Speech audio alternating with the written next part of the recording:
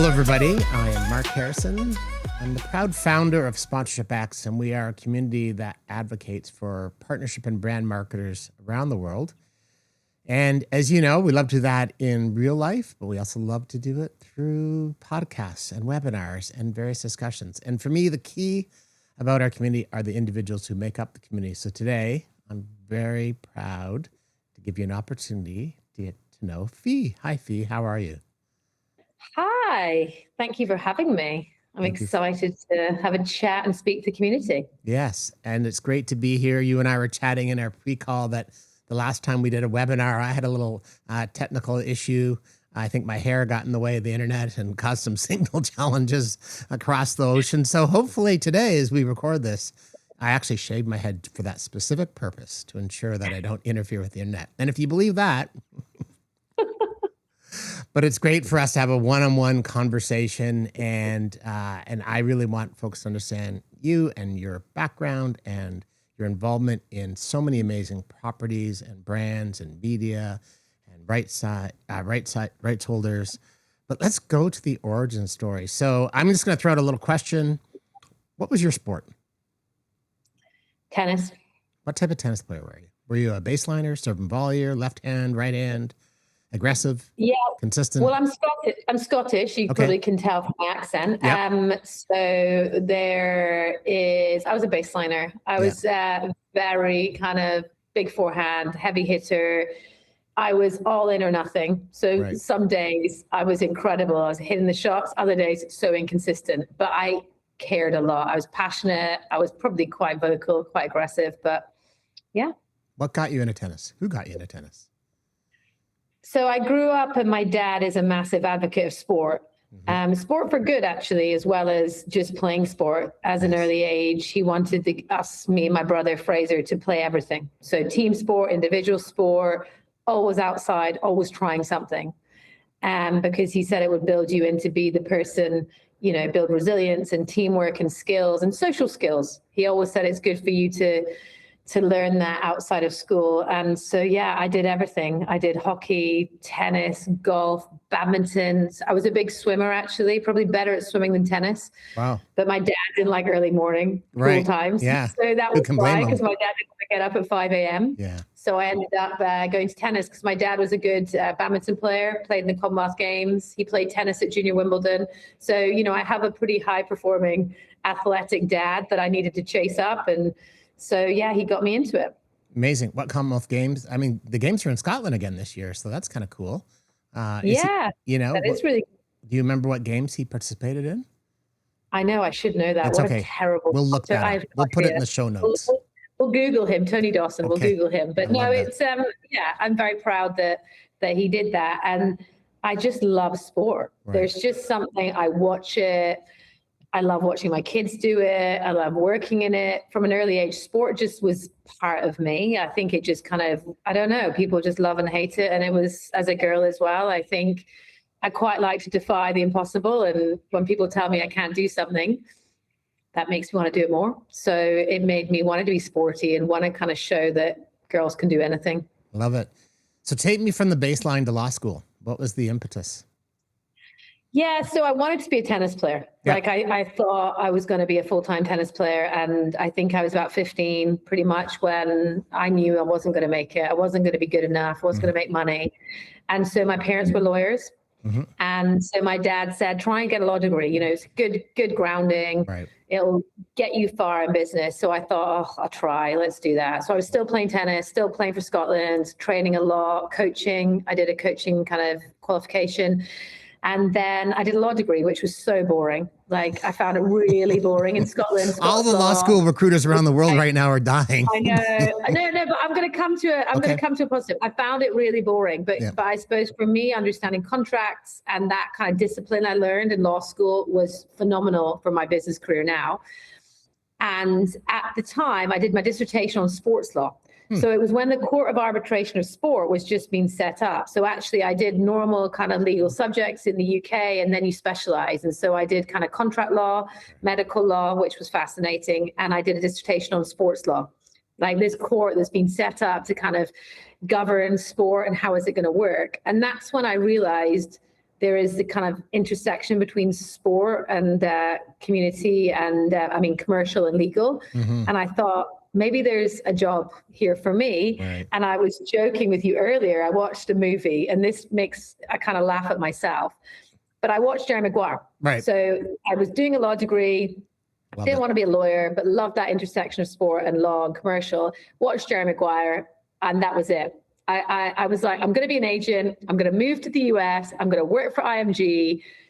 That's going to be my future. And honestly, that one piece of content shifted my whole career. And it is so funny that now I'm back in the production and the media world. And that's kind of, I suppose, what sparked my interest to go to the US. I got a sports scholarship to play tennis. I went to a college in Florida because I wanted to get a tan.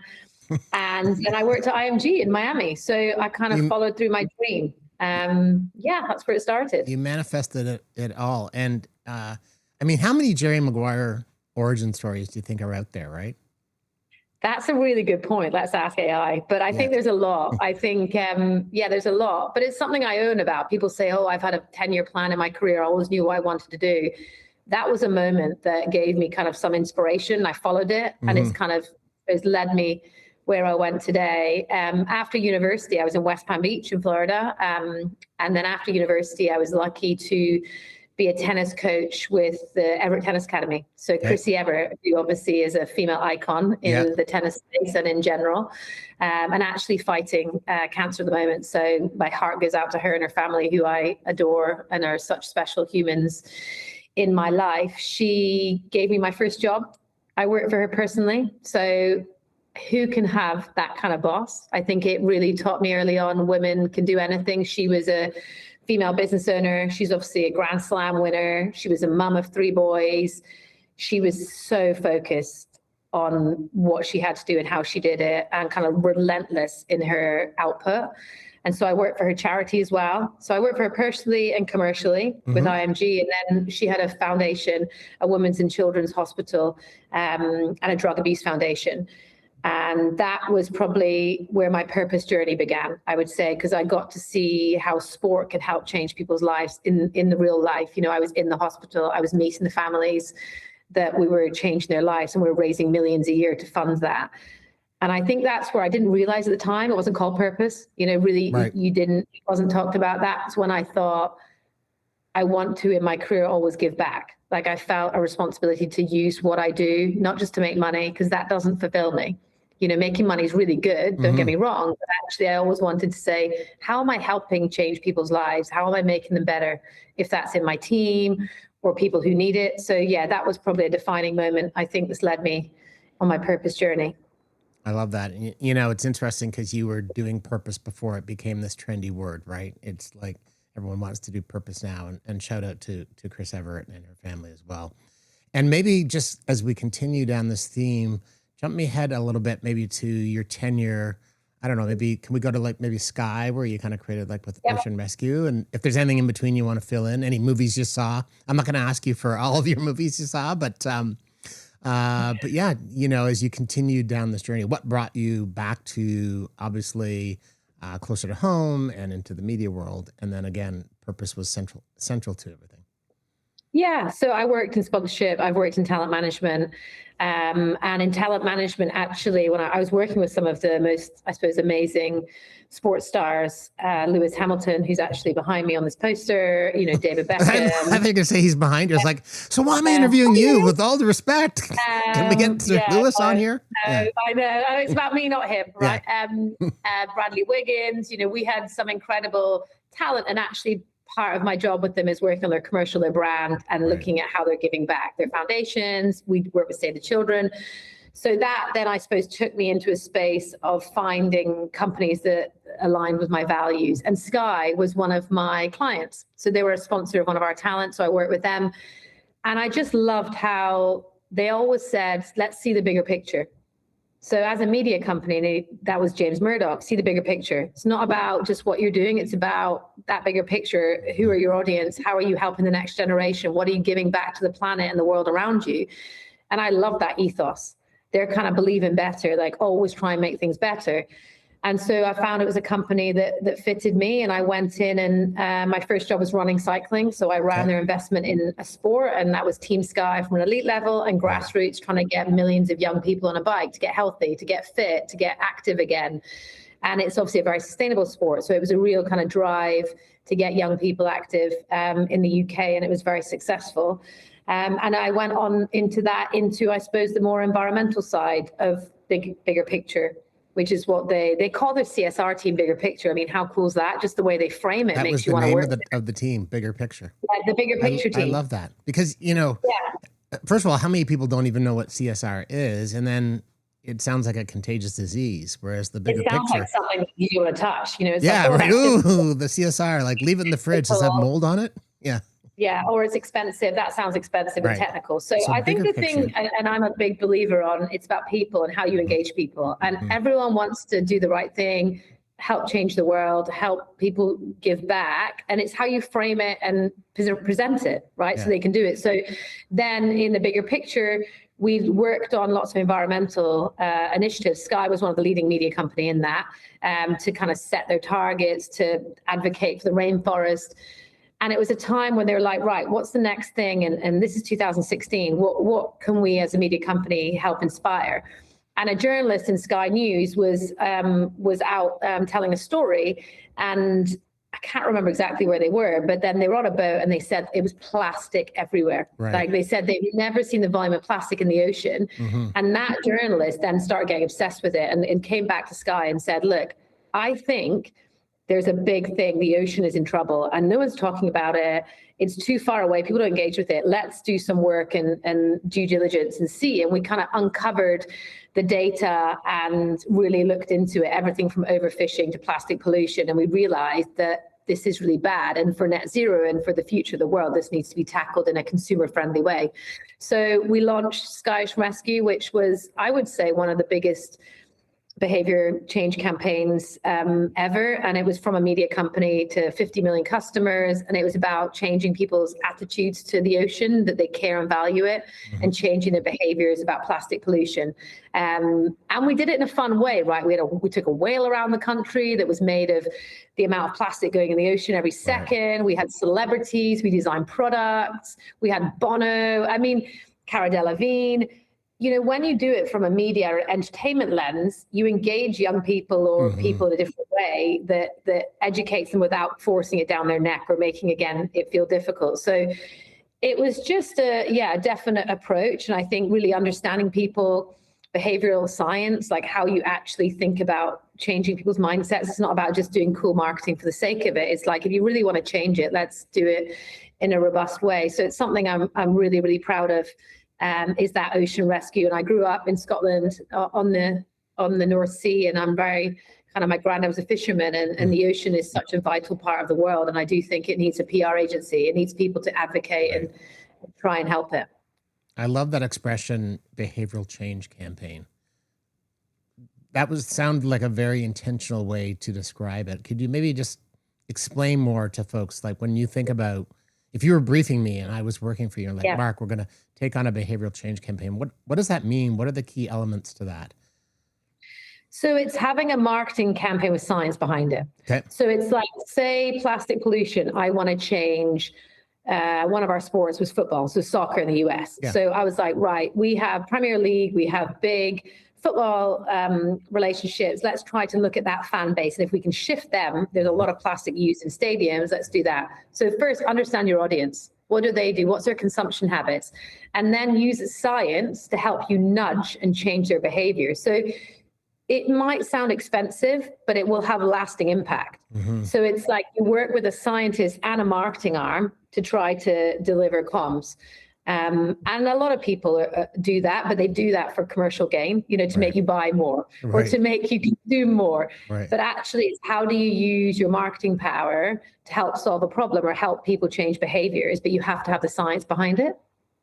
And then how do you, maybe just a couple of examples or ideas on how you measure that? What are the ways that you then take that science and say, here's what we did, and here are the outcomes, and how do we measure that? I think that can be the tricky part, can't it? Yeah. That can be really hard to prove that your behavioral science nudge or your behavioral science campaign help change behavior, because they say like it's 5 to 7 campaigns or things that will help shift that bigger behavior change. So you just have to have agencies looking at it, clear on the goal. We wanted to change, I think it was about 75% of football fans' behaviors, their attitude to plastic pollution, and we wanted to change their behaviors in stadium.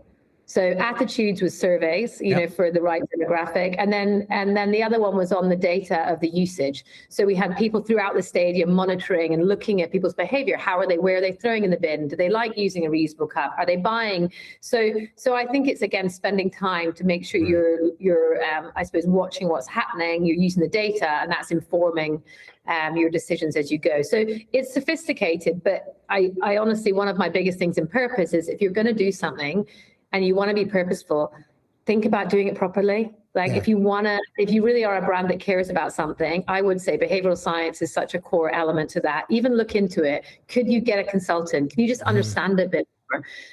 Otherwise, you could be spending money for money's sake. And gosh, a lot of people in the world need money. Right. So to help, people really need some support. So spend your money in the right way. And I love that bigger picture look. So that's amazing.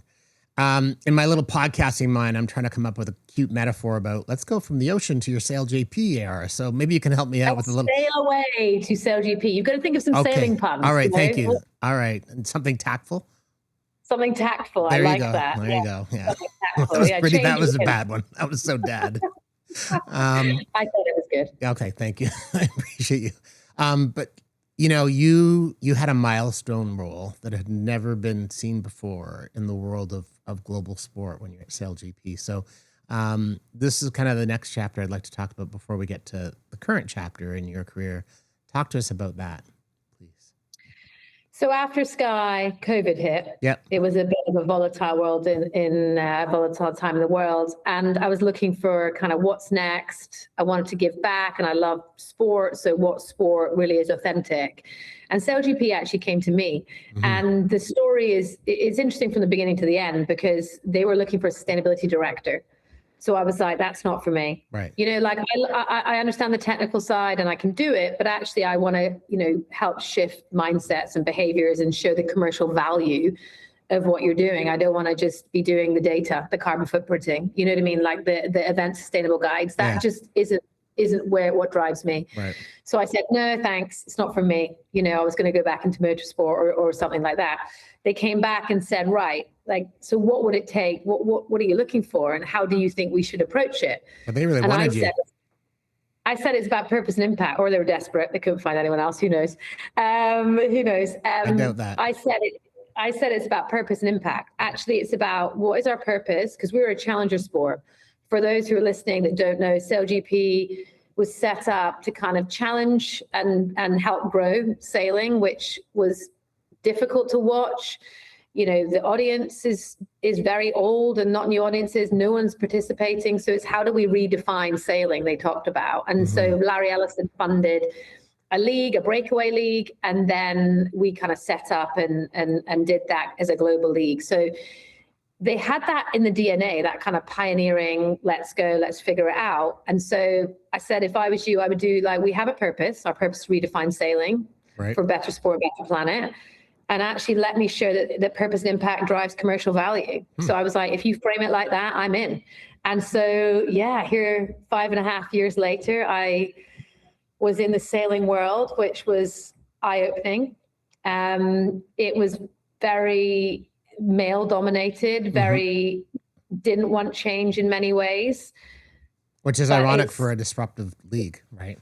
Well, the league was disruptive, but the audience, the industry, I suppose, what we were trying to do. But actually, where we got to is, I think the industry or the sailing community saw that there's a need for us, and actually we added value, and we were good. We were good for the sport, and that's what you want. It's not about making money. It's about Larry Ellison. Let's change the sport of sailing. That's your legacy. It's like. How do you get young people into sailing? Because we called it racing, not sailing. Right. We intentionally kind of made the sport to attract new audiences. The format was shorter. We had female athletes on the boat, which was one of my proudest moments, trying to get women who in sailing are as capable as men, right? But they never had the opportunity. You know, everyone said, oh, it's too difficult. You know, they can't performance wise. They're not as physically strong. Yeah. That is absolute BS. I'm sorry. Yeah. Hannah Mills, we've had Martine Grail. You can swear if you want, by the way. I don't mind. You know, if you want to go the full, yeah. Unless your children are watching. Unless your children are watching. Yeah. I'm Scottish. My children don't watch. They don't know what I do, to be honest. Okay. So yeah, it was a very purpose-driven role, and I built my team, and I wanted to be the first ever chief purpose officer because I had seen it in consumer products. I kind of saw other people doing it, and I thought that is exactly what I want to achieve in sport, and I want to prove that that is a role that sport needs. Sport needs a job to show that you can be a good sport, operate the right way, have purpose at the heart, and make money. That is okay. It all works together. And actually, it's more powerful when you have it together. So that was my goal. And I hope, you know, in my legacy, seeing as I left there recently, that I think it did shift the industry. I think people stood up and said, you know, SailGP's growth was amazing and purpose was at the heart of it. So I'm very proud of, it wasn't me, right? It was the teams, the athletes, the partners, the sponsors, the host venues. Everyone supported me in the mission and they bought into it and helped deliver it. So yeah, it was all something I'll always be proud to be part of. Amazing legacy. And one more story from that era, and then we're going to move on to kind of where you're at today. Love for you to talk a little bit about how you created the Impact League at SailGP and how that became such an integral part of the sport and the races and how the athletes were showing their commitment. Yeah, so I think if you want to redefine a sport, anything is on the table, right? You can do you set the precedent yourself. And my boss, who is the CEO, who's called Sir Russell Coutts, who is an incredible visionary in trying to change the sport. He said, I want to be the best at purpose. I want to be the best at sustainability, right? Yeah. We want to be the best sport at this. I want to win at it. I want to show that it works. So to be the best, I thought, what does that mean, right? Like, what does it actually mean? It means redefining performance for purpose, right? Actually, so we need to redefine performance for athletes. I don't care only about what you do sporting wise. I care about what are you doing for the world, for people, for planet. And that just kind of, all of a sudden you thought that's so obvious, right? In business, CEOs care about the money, the values, the carbon footprint, the D&I. Like, you know, CEOs were being judged on everything. Why were athletes just being judged on what they're doing in sport? When we know athletes are more and more, they are, I suppose, more trusted than politicians, more trusted than, you know, their voice really matters. So they've got this amazing profile to help shape culture in the world. Why are they not using it for good? So I thought 2 podiums was my big vision. Like, I want SailGP to have 2 podiums, one for the planet, one for sport. And we called it the Impact League because I honestly launched it in 10 days. I mean, there's so many learnings. I could write a book on how I would do it again, but it's a league for impact, right? It's a league table, the athletes, every single event. And in certain big focus areas, they have to prove that they're doing good. And, you know, you can change what that is. It could be, what are they doing to reduce their carbon footprint? What are they doing in clean technology? What are they doing to help get young people into sport? What are they doing in Paralympics, like in their kind of parasailing? What are they doing, you know, in gender equity? You can frame it, and it's incentivizing good behavior. And let's go back, it's behavioral science, because it's all based on behavioral science. If you give people something that, especially an athlete who's so competitive, if you say, I want you to do this because of this reason, they're going to try and win it. Like, there's science behind that. And you create that, you know, disruption, that leaderboard, and they're so competitive. You know, we had cheating, fighting, you know, black flag penalties where people were doing things they shouldn't do. We had a contract behind it. It got serious. I had teams not talking to me, you know, sponsors saying they're going to pull out because they didn't win the Impact League. People care because people want to be seen as good brands and good athletes. So it's a model that worked really well. And I think the teams are very proud of, and it meant that our athletes, another thing is your athletes are doing it as well as communicating it, because I do feel really sorry for people that are put in front of the media to say, let's talk about, you know, emissions or net zero. And if they don't understand it, then they're going to answer it the wrong way. And it's not because they don't care. It's because that's not something that is in their world. But what I loved is the athletes were thinking, right, how do I reduce my travel footprint. So they knew how carbon footprint a business class flight was, the economy, which routes do they do. So I was educating them as they go. So when they talk from a place of education, a place of knowledge, which made them feel more comfortable in front of the media. So I didn't brief them. I never briefed the athletes. I was like, you say what you want, because you guys are learning it and doing it. I want you to be, and I think because sailing is on the water, right? It's powered by nature, powered by the wind. It felt authentic, like sailors talking about the environment or how they want to help gender equity, because it's obviously gender neutral sport. It felt authentic because that's half the battle, that authenticity of what you're doing. I love that. So I do think you have to write a book about how you launched this in 10 days. And the criteria for anybody who buys the book is have to read it in 10 days. How about that? I think that should be like, there should be give and take. Yeah, exactly. I love that. We've got a theme here. So let's take us to the next chapter of your journey. Notice I didn't say the last chapter, and I want to talk about Whisper. I'm not that old, thanks. You said you were old, so there you go. Yeah, now I'm in trouble. All of a sudden you're pulling the plug on this podcast. Technical failure. Technical failure. Again, that's my middle name, technical failure. So you are now, it's interesting. You're back in the media world. You've got a new role. You've got an opportunity with a hard charging company that's just come back to being fully private, entrepreneurial. I'd love for you to tell the world, because I think, Whisper's probably one of those brands that people see your product and your outputs and and what you produce, but they have no clue. So maybe give us the top line, the 101, or maybe the bigger picture on who Whisper is. And then I'd love to know more about why you took this role and the mandate, because what I'm finding interesting in these threads is, it's like when you're hitting that shot on the baseline, like you're always hitting for winners. So I think everything you do, you've got a shot in mind. So I'd like to hear about that as well. I hope so. Yeah. So Whisper is a global production company.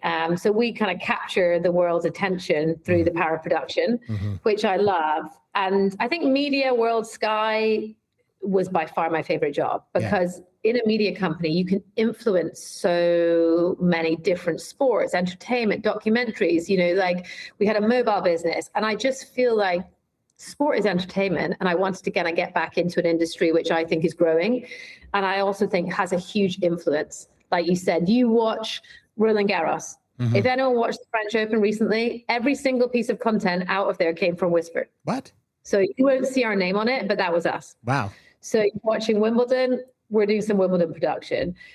We just launched Monster Maker, which is a documentary, obviously, about the monsters behind Hollywood. I mean, how cool is that? And we're the one telling that story, the Jurassic Park, like dinosaurs, how, who made them and why did they make them? So, we do social and digital, we do, normal TV. And what I loved is Whisper is a company that doesn't stay in its lane. Okay. Whisper was built, which is ironic for a company founded by a former F1 driver, just putting it out there. By F1, yeah. So we're founded by a Formula One driver, David Coulthard, Jake Humphreys, who's kind of a media, in the media, and then Sunil Patel, who is my boss at the moment. So they found it because they wanted to make kind of production better with more impact. Right. So it's a purposeful business. They care about diversity in the industry, and they're just so dynamic and agile. They just want to grow the business into places where people maybe wouldn't dare to go.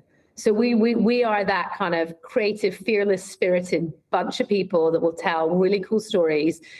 And we have a huge impact. Like I said, Formula One, Formula E, tennis, golf, boxing. We did the Netflix fight the other day, Tyson Fury fight. We do a lot. And how can I use the Whisper brand power to help tell stories that matter and help, I suppose, influence an industry that is got such a kind of $1 billion of fans and viewers around the world. So yeah, Whisper is on its growth. Like you said, we were part owned by Sony, and we've just kind of taken back independence. So we're an independent production company. We're based in US. We have an LA office. We're US. We're coming to the US. So watch out, US. Okay. Whisper is coming for you. I will be spending a lot of time in the US soon. We're in the Middle East, and we're based in London. So we kind of, and Wales. We have lots of hubs. And yeah, why did I take the job? Was that the second question? It is. I was going to throw that out there, but your memory's keen, so that's amazing. But yeah, I'm curious, as you looked at, again, this next opportunity, what's the why behind this one? Yeah, I think the older I got in my career, this is going to sound a bit like sad. the more I wanted to work for people that I align with my values. I think the more senior you get, if you're at the senior table, if anything is disconnected, I find it hard. So it's someone who I believe in their vision and mission, and we're aligned in our values. I also want to be a CEO, and it's interesting. I put that out on my LinkedIn, and people were like, "I can't believe she did that." I love that. People kept saying to me, "You're bold." I'm like, "But why?" Yeah. I want to lead a sport or a media business to show that purpose can be at the heart. I will care about my people. I will care about planet. I will do the right thing, but I will make money. And I've always wanted to lead a business. And so this, to me, this job is, this business is growing. This is a huge new era of growth. And I'm at the senior management team. I'm at the top table helping grow that business. And brand is everything. You know, I'm the chief brand officer, but that doesn't mean I just sit in a marketing function. I'm helping the whole connection of how we grow as a business, how we go to the US, how do we work with our partners, how do we tell our own story? You know, that is, you know, it's a big responsibility. And how do we keep our workforce happy and engaged and hire brilliant people that believe in what we do? So yeah, for me, it was a step to get to CEO, because I'm leading now a kind of growth business and P&Ls and people. And yeah, for me, it was that, but it was also, I really believe in the founders, and I believe in the media, the entertainment industry growth as a whole. I want to rewind and ask you about two things that came out of that answer.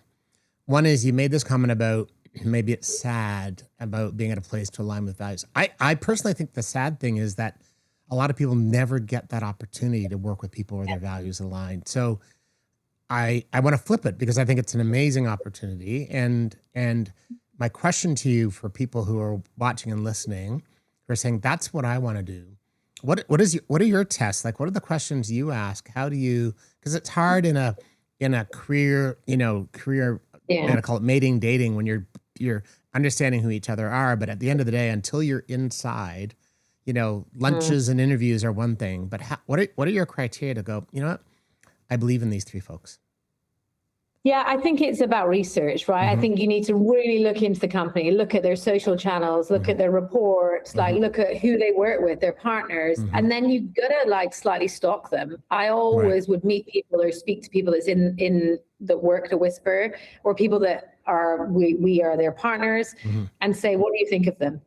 And then I think in the interview process, what I always tell young people, and I mentor quite a lot of young people, like young women in sport, to get through, I'm like, an interview is two-way. Don't feel grateful for being there. They should be grateful that you're going to work there. So I'm always like, it's kind of that interview, and you ask the questions of like, like questions like, if there was an issue, like, so say in sport, there's loads of commercial challenges. And so you might ask a live example of, if this happened and it made me feel uncomfortable, or what would we do as a business? And yeah, I think you have to ask some challenging questions and then look people in the eye. I'm a big believer in like people, like you get people's energy. Yep. And then you've got to go for it, but you've got to do your homework, because what you see externally and what they try and tell you sometimes, as we know, smoke and mirrors. There's so many companies I know that look good on paper. They're not going to be good. They're not going to be good to work for. So I think you've got to really do your homework. And I feel sad. I think young people, like you said, feel grateful, or they're desperate to have jobs, or think a brand defines them. You're not defined by your job title or your business. You're defined by your impact and how you make people feel. Absolutely. So like, go with your gut, work where you want to work, because you know what, like having a big brand in your CV doesn't make you any better than someone else. I love that, that comment you made about an interview is two-way. That's so vital. Personally, I could attest to years ago when I tried to hire somebody and they ended up not taking the role. And I asked people, like, why didn't you take the role? And apparently I didn't make the interview two-way. And it was such a lesson, because it made me realize, like, hey, I need to be selling you as well. And I don't mean selling in a crass commercial way, but explaining what we're up to. The whole notion of, sorry, go ahead. I was saying, I agree with that. I think the thing is, like, people are people, and you're hiring talent into like your family. And so it's really important that they know what they're coming into. They are as bought in as you are to them. I think that is like that kind of, it's something that's still so misunderstood, I think, in hiring good talent. This concept of putting it out there that you want to be a CEO, what conversation did you have with the team at Whisper about hiring you? Because obviously if you put it out there publicly, but I am a firm believer in, when you get on a new role, you should have a social contract with the people that you're working with to say, this is besides a paycheck and X amount of days of vacation, what do you want to get out of it? So what was that conversation like? Are they aware of that? Yeah, I think the older you get, I'm a mum of 2 kids, Mm-hmm. you kind of get to the point when you just go, I need to be clear about what I want to do and I'm going to get there. Instead of like beating around the bush, I think I'm more assertive than I've ever been. Now I'm a mum because I have the best time. I think it was at SailGP when I was in at startup, I realized I could be a CEO, you know, because I saw how we were running a business and I was kind of a key part of that. And then in my interview process, like you said, that 2-way conversation, Sunil, who is my CEO, I said that to him. I said, I'm coming here because I want to be a CEO one day. I'm not saying I want to be CEO of Whisper, but I want to be the CEO. So for me to take this job, I need more experience in this area. I need this. I was just very honest because I thought, what's the point in not being? And it's funny, I put it on my LinkedIn and he wrote back saying, when's the coup happening? When are you going to steal my job? Right. Yeah. Because I think I think especially as women, we're scared to be ambitious or say what we want. Like, that is what I want. And I'm not going to get it unless people know I want it. And I do everything I can in my power to get there. And being a woman there's not many women CEOs in sport. There really isn't, because 1, people don't think we have the right skill sets, or 2, we're not getting hired for these jobs for some reason. So I'm like, I'm going to do everything I can to help pave the way for other women to be braver about what they achieve. And so, and that's when you know your boss is good, right? That's when, if that scared off you, you were interviewing me, then I'm like, that's not the right company for me. Love it. Absolutely love it. Last question and last maybe conversation, because I know I've taken you way over time. I'm looking at my recording clock here and it's beeping red at me, but I could just stand here and listen forever. And I appreciate you sharing that desire to be CEO, because you made a comment about there aren't enough women CEOs in sport. There aren't enough women CEOs, period. Right? Like I have a little tidbit, trivia for you here from where I live in Canada, but the Fortune 500 companies in our country, there are more men named Michael who are CEOs of Fortune 500 companies than all the women put together. Oh, that is so depressing. But instead of getting depressed, that drives me more to say, right, you're listening, women, we are going to do this. And I've got your back. We together can change that. We just have to break it down, like you said, and be bolder. Right. All right. Fees Army, Fees Team, whatever metaphor you want to use. I'm on everyone's team. Enlist today. Especially women. Enlist today. Speaking of women, love for you maybe to close out our conversation with a little bit of information and for people about Second Nature Sisters. Yeah, so because I'm a working mom and I had a full-time global job, you need a side hustle.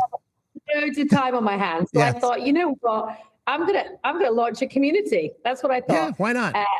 Why not? I mean, why not? No, actually, what happened is I was at COP in Dubai. So obviously that is like a kind of huge climate conference for people that don't know. And I was there with SailGP and doing lots of panels, right? Lots of talking. It's a talking shop. And sometimes you can see I just want action.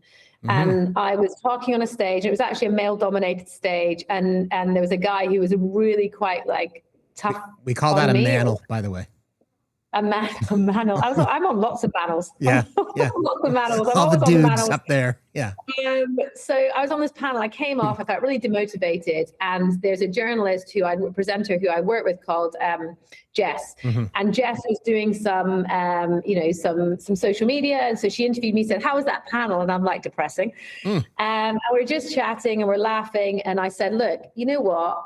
We need more women in some of these conversations. And actually purpose in general is just such not a cool industry, and it needs to be cool, because I promise you there's so much power in it. Women also really need to understand it. So I said, let's set up something. I said, Sustainable Spice Girls. Okay, that's what I said. So I said, let's be the Spice Girls. Did you pay royalties on that, by the way? I know, that's why we didn't do that. Okay. So we've got it live on camera and we're laughing and we go out for drinks and we never think of anything of it. Then Jess emails me a few weeks after and says, you know what, I've been thinking, I keep meeting women at events who keep saying they don't know how to break into sustainability or purpose. There's too many men in decision makers and they're not being able to kind of advocate for themselves. They really lack a community or something to support them. So she said, let's just launch something and see how it goes. And I do want to do things again. I feel I'm always like, how can I help change people's lives? And that sounds really big because I'm never going to do that, but how can I help in any way? And so we debated for like weeks the name Second Nature Sisters. It's a sisterhood. So we launched a community which is all about connecting women in purpose. So women that work in purpose or want to work in purpose. And we connect, we do events, we do online webinars, we do a lot around, we've got a jobs board. We also do mentoring, like helping people get jobs.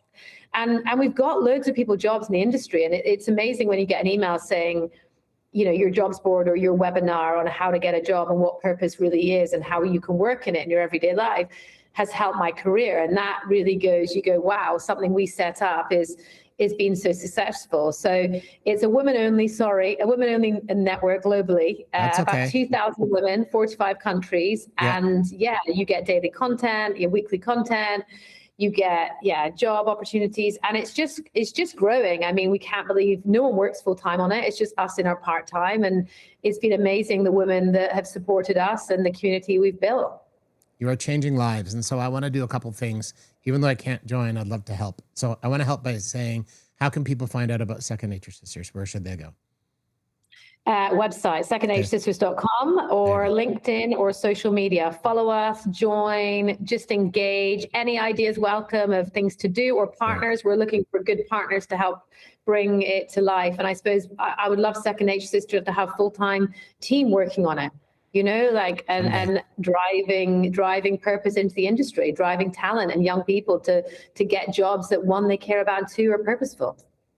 And anybody who wants to get a hold of you personally, what's the best avenue to do that? Because you're not busy enough, by the way. So I'm not busy enough, but I love ideas. So honestly, I love people. I love ideas. If you have ideas, LinkedIn is where I am. I mean, that shows how old I am. I love LinkedIn. Now, listen, I love LinkedIn as well. So ideas, potential partners for Second Nature Sisters, CEO opportunities, board opportunities. If he's leading charge, thank you so much. This has been amazing. Great to see you. And I believe thoroughly that you are changing people's lives. Oh, thank you. Well, thanks everyone for listening. And I look forward to working with you again really soon.